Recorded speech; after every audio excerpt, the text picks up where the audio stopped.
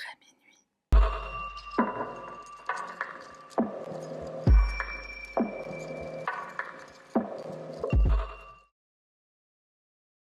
Salutations, moi c'est Sahara, bienvenue sur la chaîne. Alors avant de commencer, deux petites choses. Tout d'abord, merci à toutes les personnes qui étaient présentes sur le live Twitch la semaine dernière. Comme je l'avais annoncé, il n'y avait pas de vidéo de prévu. Il fallait que je me laisse le temps de séparer les chaînes, de préparer aussi d'autres choses qui arrivent bientôt, dont la surprise de ce soir, qui est la deuxième chose que je voulais dire avant de commencer cette vidéo. Voici la première collaboration de la chaîne qui s'appelle maintenant À regarder après minuit, avec Virginie de la chaîne Restons Prudents. Je vous invite tous à aller voir la chaîne Restons Prudents, le contenu de Virginie est vraiment très bien travaillé. Je trouve qu'elle a le don de choisir des sujets qui sont vraiment fascinants et elle a une façon de raconter qui est captivante, donc je suis très contente qu'elle m'ait contactée pour faire cette première collaboration, et il y en aura une deuxième, donc cette fois ce sera une autre affaire, et qui sera postée sur sa chaîne à elle. Bonjour à tous, j'espère que vous allez bien. Je suis ravie d'être avec vous aujourd'hui pour cette collaboration. C'est avec beaucoup de plaisir que j'ai travaillé avec Sahara sur cette vidéo et j'espère qu'elle vous plaira. Et sans plus tarder, on y va. Notre affaire commence le matin du 12 mars 2011 dans la ville de Bethesda, État du Maryland, banlieue de Washington DC. Rachel arrive au magasin où elle travaille comme directrice. L'enseigne Lululemon est une marque canadienne de vêtements de sport de luxe, principalement des vêtements destinés à la pratique du yoga. Rachel arrive donc à la boutique à l'ouverture, mais à sa grande surprise, la porte n'est pas verrouillée. Au départ, elle se dit que peut-être une vendeuse est arrivée en avance, ou du moins un ou une manager qui aurait le double de la clé, mais en entrant, elle découvre certains objets au sol, notamment des vêtements, des cintres, etc. L'intérieur est comme saccagé. Elle ressort de la boutique toute paniquée. Le magasin voisin est un Apple Store devant lequel ce jour-là, il y a une très longue file d'attente. Nous sommes en effet le deuxième jour de sortie de l'iPad seconde génération, et comme on le sait, les premiers jours de sortie de produits, il y a toujours foule chez Apple. Rachel s'approche d'un homme, un certain Ryan. D'abord, elle lui demande s'il a vu quelqu'un entrer, s'il a remarqué quelque chose d'anormal. Il lui répond que non, ça fait déjà un petit moment qu'il est là et il n'a rien vu d'étrange. Elle lui demande s'il peut l'accompagner, son magasin a visiblement été cambriolé ou en tout cas saccagé. Elle a peur que le ou les responsables soient encore à l'intérieur. Ryan accepte, ils entrent tous les deux et ils constatent l'étendue des dégâts. Comme Rachel le suspectait, ça ressemble à un cambriolage, surtout qu'en approchant des caisses enregistreuses, il remarque que celles-ci ont été ouvertes et vidées.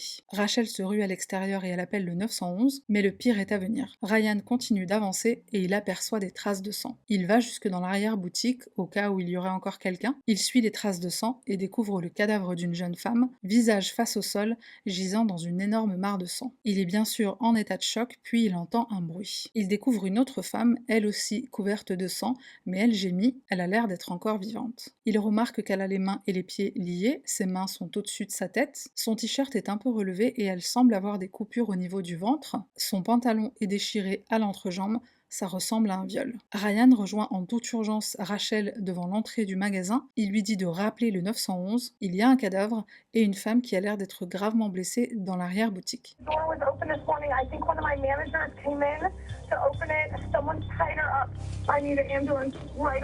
Rachel s'exécute, puis elle réalise qu'il s'agit probablement de Jenna Murray et Brittany Norwood, les deux employés qui étaient de fermeture la veille. Quand la police et les ambulances arrivent, malheureusement ils constatent le décès de Jenna. Brittany est semi-consciente mais elle respire. Un policier s'approche d'elle et lui touche le bras, elle sursaute et se met à trembler. Un gros caillou est trouvé près de son corps et on suppose que c'est ce qui a été utilisé pour la frapper au front, puisqu'en effet elle y présente une grosse plaie et son visage est couvert de sang. Un cintre un peu ensanglanté est également retrouvé près de Brittany. Celle-ci sera emmenée à l'hôpital en urgence. Sur le corps de Jenna, la police va remarquer quelque chose d'assez étrange. Il y a une boîte à outils dont la plupart du contenu jonche le sol et certains de ces outils sont recouverts de sang. Il remarque également que le sang va jusqu'à la sortie de secours. Les murs qui mènent vers cette sortie ainsi que la poignée de la porte sont également couverts de sang. Sur cette poignée, on voit aussi que la clé qui sert à enclencher et désenclencher le système d'alarme du magasin s'y trouve encore. On suppose que là où les personnes responsables l'ont utilisé pour s'échapper par l'arrière plutôt que par l'avant du magasin. L'autopsie qui sera effectuée sur le corps de Jenna révélera qu'elle a succombé à environ 331 coups d'objets divers, marteau, clé à molette, couteau. 5 objets différents ont été utilisés pour la torturer et mettre fin à sa vie. Certaines de ces blessures ne sont probablement même pas comptabilisées, puisqu'elles sont comme mélangées à d'autres. Elle a été frappée aux mêmes endroits à plusieurs reprises. Elle a environ 200 coups qui sont portés sur la zone du visage et du cou, dont 13 fractures au crâne. 200 coups, c'est juste énorme pour une zone si petite. Sa colonne vertébrale a été sectionnée par l'avant, c'est-à-dire qu'elle a reçu un coup de couteau ou un coup de marteau sur la zone du cou à l'avant, qui a été porté tellement fort que sa colonne vertébrale en a été sectionnée. Elle présente aussi beaucoup de blessures défensives, environ une centaine. Jenna est méconnaissable, mais le pire, c'est que le médecin légiste confirmera qu'elle était vivante pendant presque tout cet acharnement qu'elle a subi. La communauté de Bethesda est choquée d'un tel acte, d'une telle violence, surtout les personnes qui connaissaient Jenna Murray. Tout le monde ne dit que du bien d'elle. C'était une jeune femme qui croquait la vie à pleines dents, une bonne vivante, elle était très appréciée, elle travaillait dur, elle avait obtenu 2 diplômes en même temps, une licence en sciences à l'université George Washington et un master en communication à la prestigieuse université Johns Hopkins.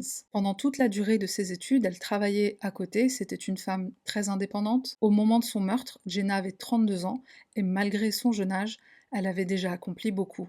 Elle avait énormément voyagé et souhaitait continuer de parcourir le monde. Elle avait même étudié pendant 2 années en Espagne. Elle avait aussi beaucoup d'activités en dehors du travail. Elle faisait par exemple du saut à l'élastique, comme on peut le voir en image.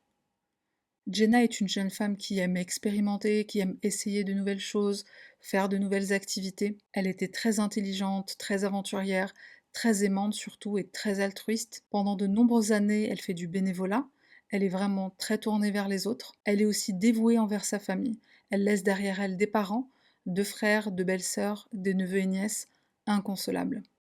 Et le plus triste, c'est que son petit ami avait demandé en secret la permission à ses parents de la demander en mariage.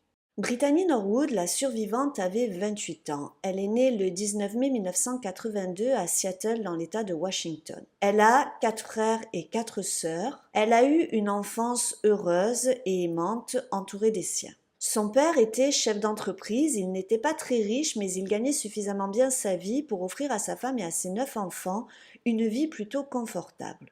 Brittany était une bonne élève à l'école, elle aimait beaucoup le sport. Après avoir obtenu son diplôme au lycée, elle a fréquenté l'université Stony Brook à New York. Elle joue au football et elle a même été nommée meilleure défenseur de l'équipe en 2003. Brittany, qui est une jeune fille sportive, est le parfait profil pour travailler au magasin Lululemon. Elle avait d'ailleurs déjà travaillé dans un Lululemon auparavant. Brittany travaille dans cette boutique depuis environ 6 semaines. C'est pour elle qu'un travail temporaire. Elle veut être coach sportif et son rêve est d'ouvrir sa propre salle de sport. Elle avait d'ailleurs rendez-vous pour un entretien d'embauche dans une salle de sport appelée Equinox quelques jours après le drame. Brittany est donc emmenée à l'hôpital. Là, elle va dire qu'elle a été violée et un kit de viol va être fait. La plupart de ses blessures étaient superficielles. Il a juste fallu les nettoyer, les désinfecter pour éviter les infections. Mais Brittany avait 2 blessures, une au front et une autre à la main un petit peu plus importantes et qui ont nécessité des points de suture et un bandage. L'agresseur n'avait manifestement pas l'intention de tuer Brittany. Il voulait peut-être la torturer, lui faire du mal, mais au regard de ses blessures, il ne semblait pas vouloir la tuer. Après avoir reçu les premiers soins, Brittany était prête à être entendue par les enquêteurs. Selon Brittany Norwood, les deux ont fermé le magasin ce soir-là. Tout s'est passé normalement, elles ont fait le ménage dans le magasin, puis elles ont fermé la boutique et se sont séparées. Jaina est montée dans sa voiture pour retourner chez elle. De son côté, Brittany a marché jusqu'à la station de métro et lorsqu'elle est arrivée là-bas, elle s'est rendue compte qu'elle avait oublié son portefeuille dans la boutique. Alors en tant que vendeuse, elle n'avait pas les clés du magasin. Elle a donc appelé plusieurs collègues de travail pour avoir le numéro de Jaina, qui elle était responsable et qui avait les clés, afin de lui demander si elle pouvait revenir au magasin, lui ouvrir le magasin pour qu'elle puisse récupérer son portefeuille. Jaina, qui avait également laissé son ordinateur portable dans le magasin, a accepté. Elles ont cherché le portefeuille de Brittany pendant un moment, mais il était introuvable. Les filles avaient laissé la porte ouverte et n'avaient pas allumé la lumière. Jaina a alors proposé à Brittany de prendre sa propre carte de métro. Elle lui a dit « J'en ai pas besoin pour aujourd'hui, prends ma carte et tu me la rendras demain ». Au moment de partir, les filles se sont rendues compte que la porte était grande ouverte alors qu'elles l'avaient poussée. C'est à ce moment-là que 2 hommes qui se cachaient derrière les porte-vêtements se sont jetés sur elles. Ils étaient vêtus de noir avec des masques de ski noirs et des sweats à capuche. La seule description que Brittany pourra donner, c'est que l'un était grand et l'autre plus petit. Elle n'a pas vu la couleur de peau des deux hommes, mais elle dira qu'elle pensait qu'ils étaient blancs. Brittany se trouvait derrière Jaina, et l'un des deux hommes, le plus grand, a frappé Jaina à la tête, tandis que l'autre s'attaquait à Brittany. L'agresseur l'a forcée à ouvrir la caisse enregistreuse. En même temps, elle pouvait entendre son amie être agressée, mais elle ne pouvait pas voir ce qui arrivait à Jaina. Son agresseur a ensuite commencé à la torturer. Il lui a infligé de multiples coupures très superficielles. Et alors qu'il la torturait, il lui disait des insultes racistes. C'est pour cela que même si elle n'avait pas vu la couleur de peau des deux hommes, elle a tout de suite pensé que ces hommes étaient blancs. Son agresseur lui a dit qu'il connaissait son adresse et il l'a menacé de lui trancher la gorge. Puis il a déchiré son legging et l'a violée. Il s'est servi d'un cintre pour abuser d'elle. Pendant tout ce temps, elle pouvait entendre les cris de Jaina dans l'autre pièce. Elle pensait que Jaina était également torturée car elle entendait des coups et des cris. Puis, Brittany a été traînée dans l'arrière-salle et Jaina a été mise dans la salle de bain des employés jusqu'à ce qu'elle soit retrouvée. Lorsque Brittany racontait sa version des faits aux policiers, elle était inconsolable. Elle souffrait un petit peu du syndrome de culpabilité de la survivante.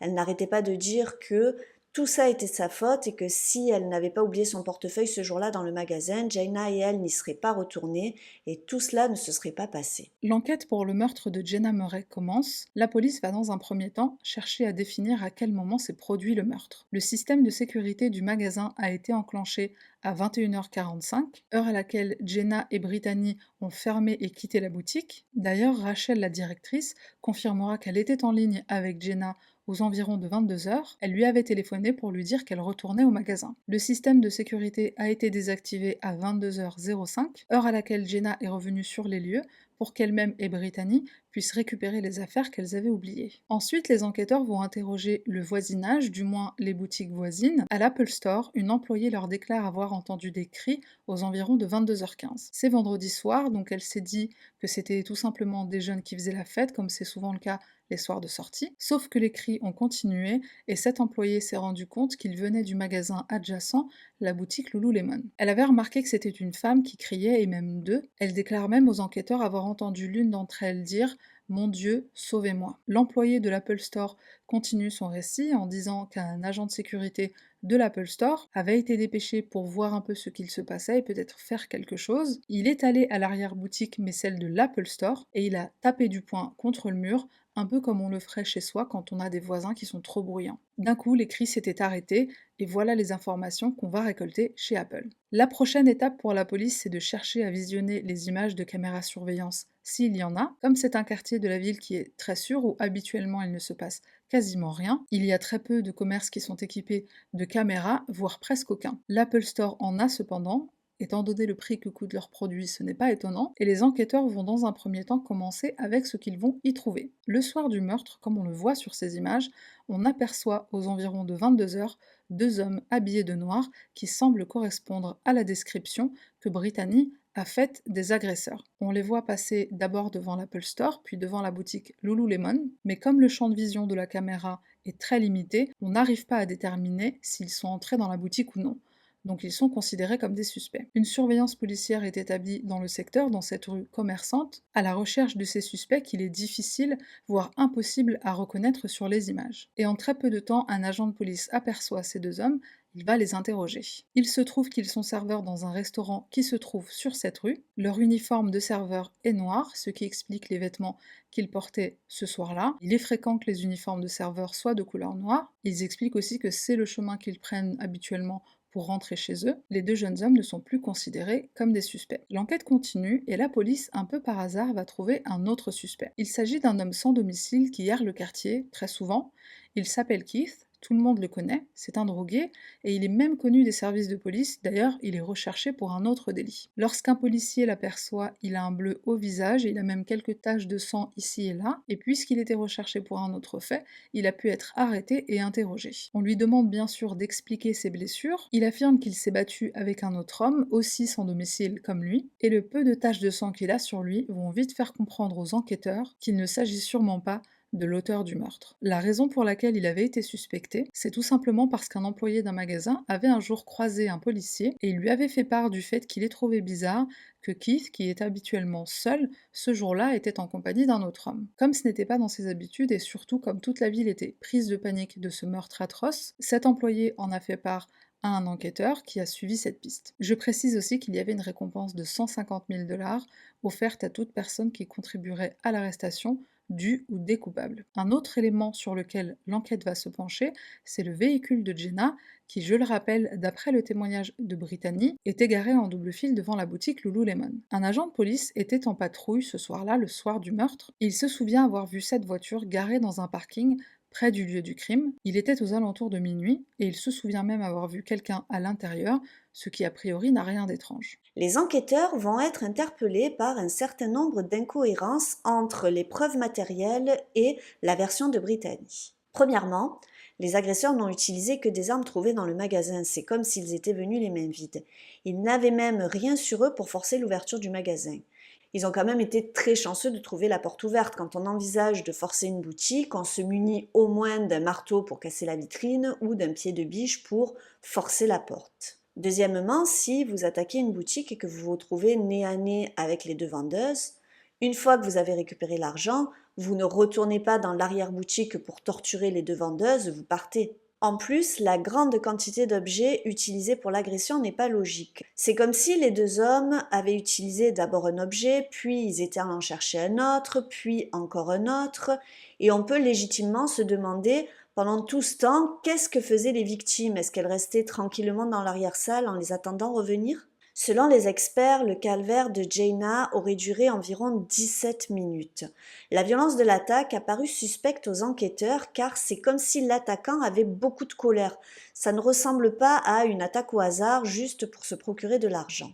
Une autre chose suspecte a attiré l'attention des enquêteurs, ce sont des traces de pas laissées dans le sang. Les policiers ont trouvé 2 traces de pas différentes dans le sang. La première semble correspondre à des chaussures de femme, une petite pointure, et l'autre correspond à une empreinte plus grande, une taille 14. Ce sont des empreintes de chaussures de sport de marque Reebok. La paire de chaussures était toujours dans la boutique et c'est comme si l'agresseur avait ôté les chaussures avant de partir.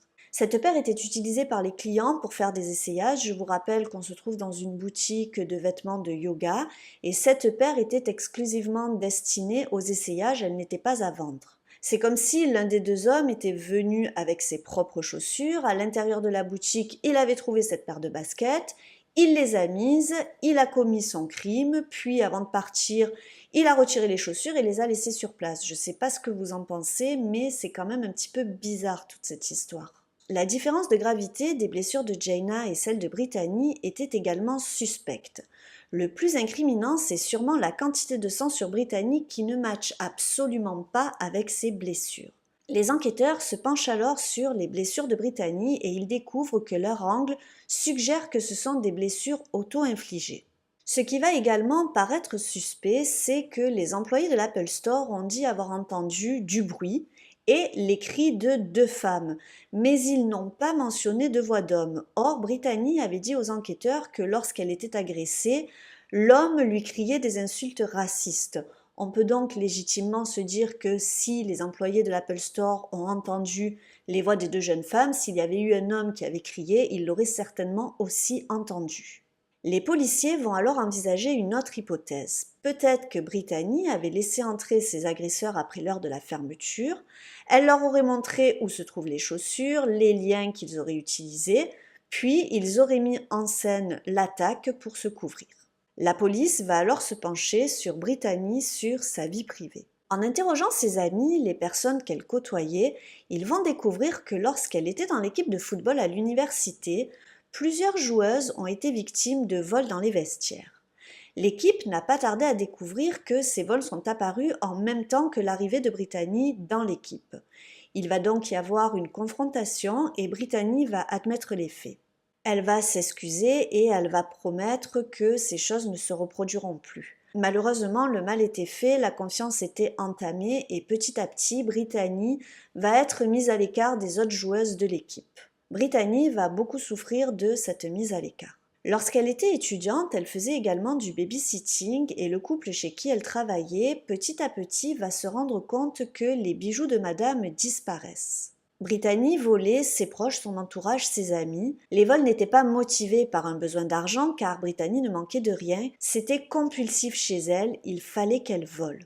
Je vais vous raconter une petite anecdote assez intéressante. Brittany et une amie partageaient un appartement en colocation et un jour Brittany est allée voir cette amie et elle lui a dit que le loyer avait augmenté, qu'il fallait donc qu'elle donne plus d'argent tous les mois pour le loyer.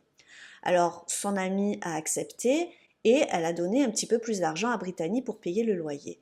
Mais en réalité, le loyer n'avait pas augmenté et Brittany encaissait le surplus de loyer tous les mois.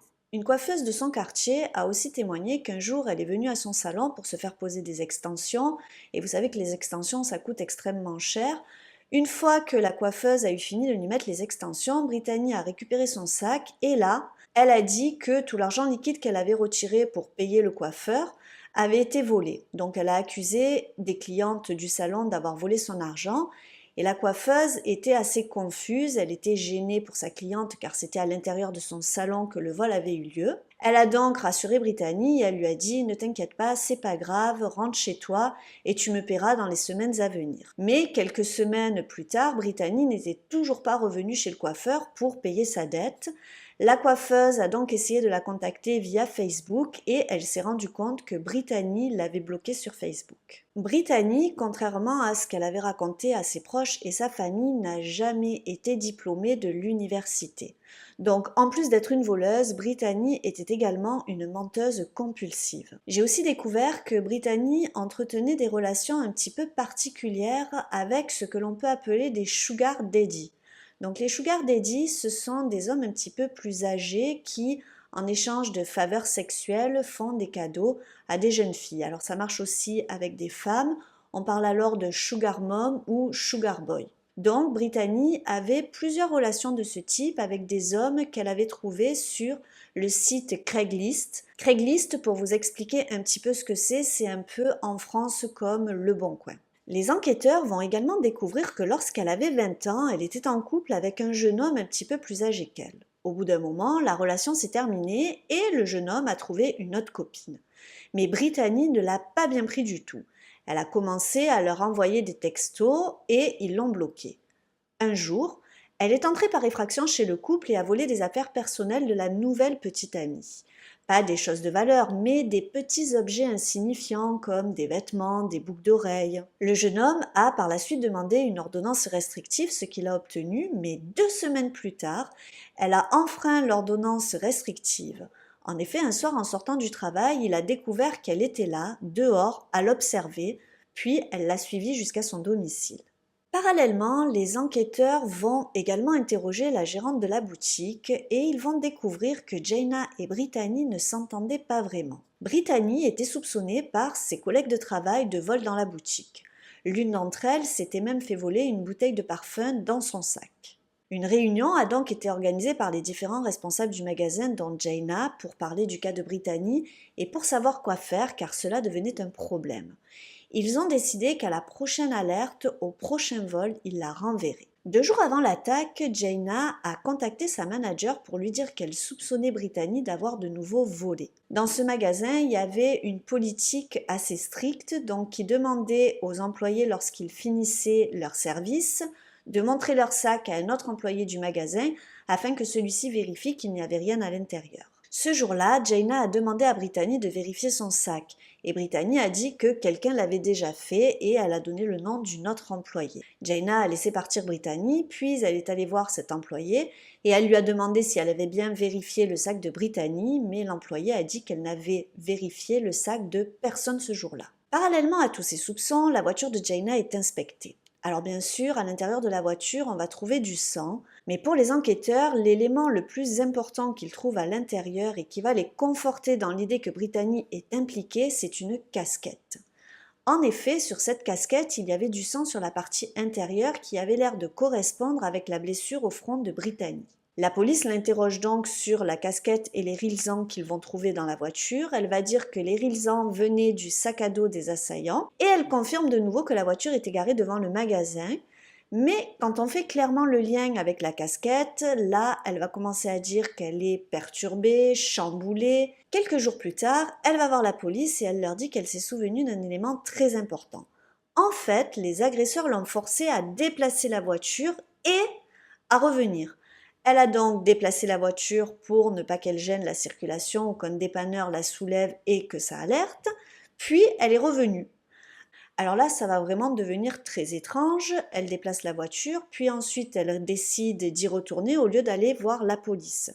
Donc alors qu'elle s'est faite violer, qu'elle a entendu son amie hurler à la mort, qu'elle ne sait pas si elle est toujours vivante ou morte, elle va préférer retourner dans la boutique où potentiellement elle peut elle aussi risquer sa vie. La question qu'on se pose maintenant, c'est pourquoi était-elle inconsciente? L'agression avait eu lieu la veille, après avoir déplacé la voiture.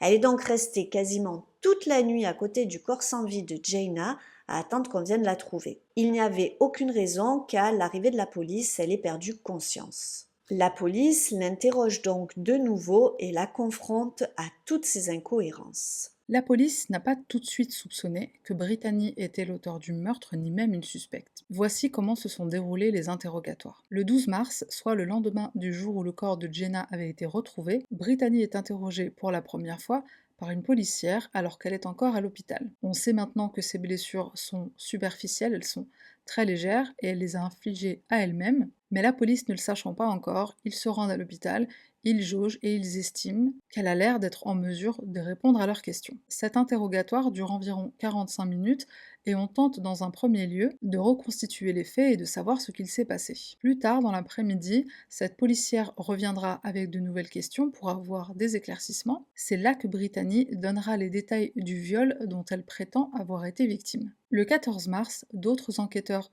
se rendent au domicile de Brittany. À ce moment-là, elle est toujours considérée comme une victime. Une partie de cet échange sera enregistrée. On lui pose d'autres questions, notamment pourquoi pense-t-elle que les agresseurs ont tué Jenna mais l'ont épargnée elle? Elle répondra qu'ils lui ont dit toi, t'étais plus fun à violer. Alors ils n'ont pas utilisé le mot violer, mais voilà. Elle ajoutera aussi un détail sordide.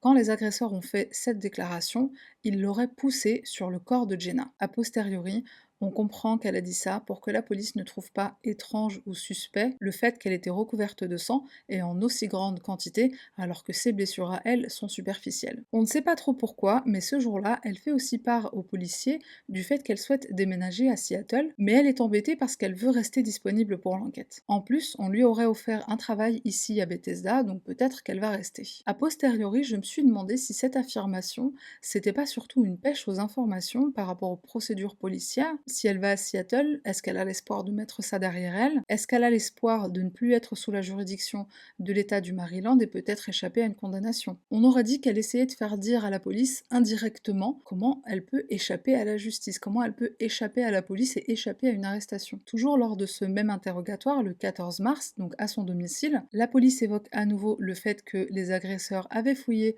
dans les effets personnels de Brittany et que donc ils avaient découvert son adresse. Ça, c'est une chose que sa famille ne savait pas. C'est la police qui demande à Brittany à ce moment-là d'informer sa famille du fait que potentiellement il y avait un danger pour eux. Je rappelle qu'ils ne soupçonnent toujours pas qu'elle puisse être impliquée. Le 16 mars, elle est entendue pour la 3e fois et c'est là que les choses vont changer.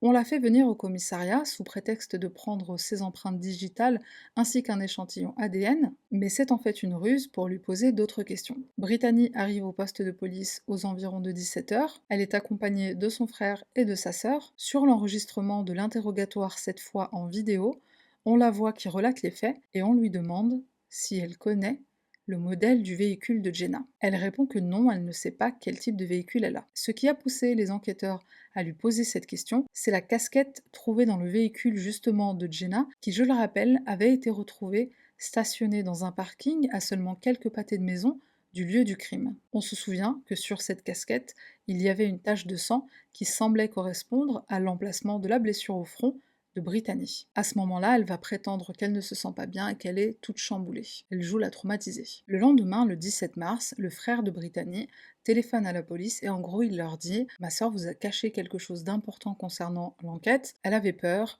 que les agresseurs la retrouvent puisqu'ils connaissent notre adresse, mais maintenant elle veut vous dire toute la vérité». Les enquêteurs demandent bien sûr à la revoir. Elle accepte mais le lendemain puisque le 17 mars, elle a un empêchement. Le 18 mars, Brittany est de nouveau au commissariat.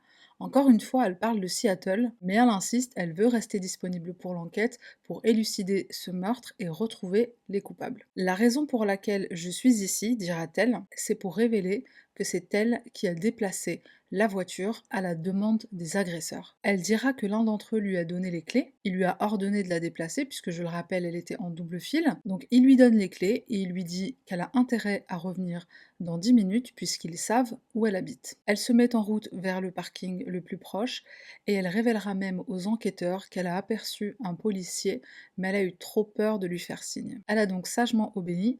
Elle a fait ce qu'on lui a demandé de faire, elle a garé la voiture, puis elle est revenue à la boutique en marchant. Bien sûr, on lui demande pourquoi elle n'a pas foncé vers le commissariat le plus proche, pourquoi elle n'est pas partie, pourquoi elle n'a pas fait signe à ce policier qu'elle a vu, et elle répète: «Ils connaissent mon adresse, j'avais peur pour ma vie». Alors évidemment, on sait tout ce qui a alerté Brittany, ce qui a motivé sa décision de les appeler, de demander à les revoir pour apporter ce nouvel élément. C'est les questions qu'on lui a posées la veille, même si les enquêteurs lui ont caché qu'il la considérait comme suspecte. Elle a dû se rappeler de la casquette avec son sang à l'intérieur du véhicule, elle a dû se demander aussi s'il n'y avait pas des caméras de surveillance dans le parking, peut-être un témoin oculaire, peut-être plusieurs. J'imagine qu'elle a dû passer la nuit à se faire 1000 scénarios et qu'elle a fini par trouver cette histoire invraisemblable de «on m'a demandé, on m'a forcé à déplacer la voiture». Elle est même allée jusqu'à faire appeler son frère, peut-être dans un espoir de se dépeindre comme une victime, comme quelqu'un qui est vraiment apeuré, terrorisé, que ses agresseurs puissent revenir. C'est à ce moment-là que la police va la confronter aux preuves matérielles qui l'incriminent, à son récit qui est incohérent. Brittany refuse d'admettre que c'est elle qui a tué Jenna. It's incredible that you want me or anyone to believe that you're lying like this overnight, haven't moved, okay? That's posed. Nobody in the world is going to believe this story. No one. He doesn't believe it. My boss doesn't believe it. When I tell your brother and your sister, they ain't gonna believe it. And your mother and your father, they're gonna say, bullshit. On fait ensuite venir son frère et sa sœur dans la salle d'interrogatoire. On leur montre à eux aussi toutes les preuves qui incriminent Brittany. Sa sœur est rapidement convaincue de sa culpabilité, elle se met à pleurer et elle quitte la pièce. Son frère va rester et il va essayer de lui faire dire ce qu'il s'est réellement passé. D'abord, Brittany va lui demander de vérifier s'il n'y a pas des micros ou des caméras. Il s'exécute et au bout de quelques minutes, il lui dit: «Ne t'inquiète pas, il n'y a rien». Alors que si, bien sûr, il y avait un enregistrement audio et vidéo qui était en cours, le matériel est justement mis à l'extérieur de la pièce pour que les suspects potentiels se sentent en confiance, ne se sachent pas entendus et qu'ils puissent faire des confessions. Ou en tout cas qu'ils puissent parler librement. À ce moment-là, elle répond à son frère: «Je ne veux pas parler ici». Listen, I don't know if they're gonna let you go. You need to tell me right now. Did you do it? Chrissy, I just want to go for Brittany, I'm not gonna let you go. But you need to tell me so I know how to talk to these guys. Because if you did, we have to get you a lawyer to defend you. And it's gonna be a media storm. So you need to tell me right now if you did. I just don't want to talk about it here. Ça suffira aux enquêteurs pour procéder à son arrestation le 18 mars 2011, soit une semaine après le meurtre de Jenna Murray. La question qui reste à éclaircir, c'est pourquoi Brittany a-t-elle tué Jaina de façon aussi brutale? Les enquêteurs vont supposer que ce soir-là, suite aux soupçons de vol, Brittany a attiré Jaina. Alors peut-être pour discuter, puis les choses ont dégénéré et fini en meurtre. Alors peut-être que Brittany avait déjà l'idée de la tuer, ou peut-être qu'elle voulait simplement intimider Jaina, l'empêcher de la dénoncer. Alors peut-être que Jaina lui a dit que c'était trop tard, qu'elle avait déjà prévenu la manager, et Brittany aurait perdu le contrôle et aurait commencé à l'agresser. Vous vous souvenez, au début de la vidéo, je vous avais dit que Brittany avait un entretien d'embauche dans une salle de sport. Brittany a peut-être pensé que si elle se faisait renvoyer, cela allait compromettre sa future embauche. La gérante de la boutique habitait en face et Brittany ne voulait pas qu'en pleine nuit, si la gérante venait tout à coup à se réveiller et à regarder par la fenêtre, qu'elle se rende compte que la voiture de Jaina était toujours garée devant la boutique, ce qui semblait très suspect. Elle aurait pu donc se lever et venir voir ce qui se passait directement. Brittany a donc décidé de déplacer la voiture et de la garer à 3 pâtés de maison de la boutique. Elle est ensuite revenue, elle a organisé la scène de crime, donc elle a pris différents objets, elle les a jetés au sol, elle a ouvert la caisse enregistreuse, elle a mis des papiers un petit peu partout, puis elle se serait roulée dans le sang de Jaina, elle aurait ensuite attrapé l'Erilsan, elle se serait attachée d'abord les pieds, puis ensuite les poignets. On va d'ailleurs retrouver sur les attaches qui étaient à ses poignets des traces de sa salive. Elle se serait ensuite allongée à côté du corps de Jaina et elle aurait attendu que la gérante vienne ouvrir la boutique le lendemain matin. Le procès s'ouvre en octobre 2011, il durera 15 jours. Au regard des nombreuses preuves, son avocat va considérer qu'elle ne pourra qu'être jugée coupable, il va donc tenter de la faire passer pour folle. Il va parler d'un trouble mental non diagnostiqué jusque-là et qui se serait révélé subitement. En effet, une personne saine d'esprit n'aurait jamais pu faire cela à Jaina. Il va également réfuter la préméditation en disant qu'elle avait laissé beaucoup trop de preuves derrière elle. Souvenez-vous, elle avait appelé ses collègues de travail pour avoir le numéro de Jaina. Selon son avocat, si elle avait prémédité le meurtre, elle n'aurait pas laissé toutes ces traces. Brittany a pleuré juste avant sa condamnation et s'est excusée auprès de la famille de Jaina. Elle a dit « J'espère qu'un jour la famille Murray aura le cœur à pardonner. Je suis vraiment désolée. » Le père de Jaina a trouvé que ses excuses venaient un peu tard, juste avant la sentence, alors que pendant tout le procès, elle n'avait ni pleuré et encore moins exprimé de remords. Il n'y a vu aucune sincérité, mais plutôt une tentative d'amoindrir sa peine. Pendant tout le procès, elle a regardé droit devant elle ou ses pieds. Elle a demandé au juge une sentence qui lui permettra un jour de sortir en disant « Laissez-moi un peu d'espoir, je ne demande pas ça pour moi, mais pour ma famille. » Le juge a répondu que cette affaire était l'exemple du pire que peut montrer l'espèce humaine, à la fois par le meurtre, mais aussi à cause de l'inaction des employés d'Apple. Le juge a tapé du poing sur l'estrade à plusieurs reprises en disant à Brittany que pendant qu'il décidait de sa sentence, il a répété ce geste 330 fois pour estimer le temps que ça lui avait pris. Puis il lui a dit « À chaque coup porté, vous avez eu le temps de réfléchir à ce que vous étiez en train de faire. » Concernant l'histoire qu'elle avait inventée pour se sortir d'affaire, le juge dira « Vous êtes une sacrée menteuse. » La famille de Jaina demandera au juge de ne faire preuve d'aucune clémence envers Brittany puisqu'elle n'en a pas eu avec Jaina. Le frère de Jaina demandera à la cour de lui accorder la liberté conditionnelle.